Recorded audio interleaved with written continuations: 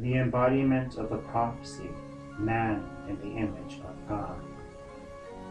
It is difficult to imagine anything more complex than the human body, yet it was created as a faulted image of perfect body of which we shall be.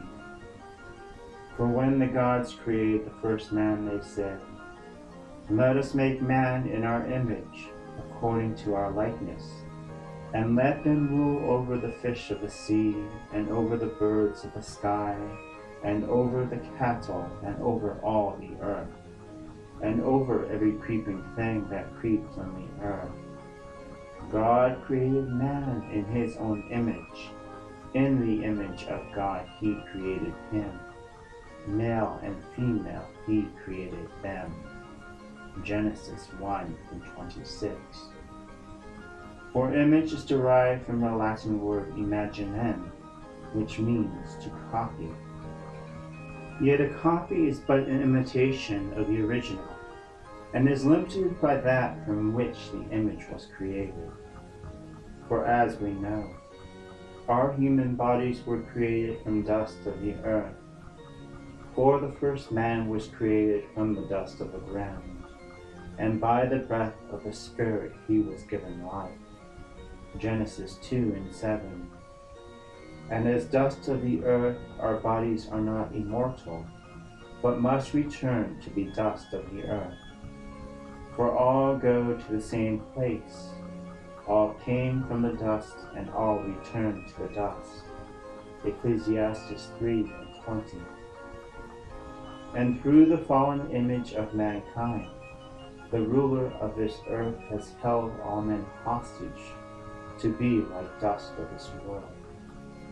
Yet even in the faulted body of dust, there is no greater beauty to be gleaned than our body as made in the image of God. For even our Lord, who was God, came to partake of this earthly existence. For the Word became flesh and dwelt among us, and we saw his glory, glory as of the only begotten from the Father, full of grace and truth. John 1:14. And by coming in the flesh, his children are freed from the bondage of sin.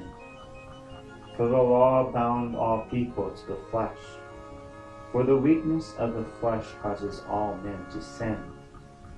But God sent his only begotten Son in the weakness of the flesh, and offered his flesh for the sins of all men. For he did not walk in the weakness of the flesh, but in the strength of the Spirit.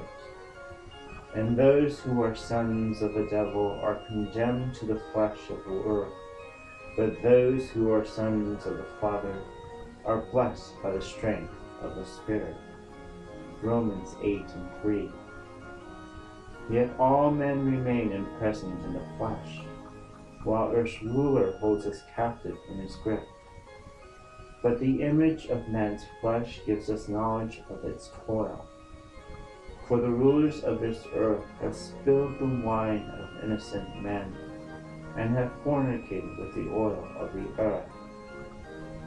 And the perfection of man lies not in the flesh, but in the image of God.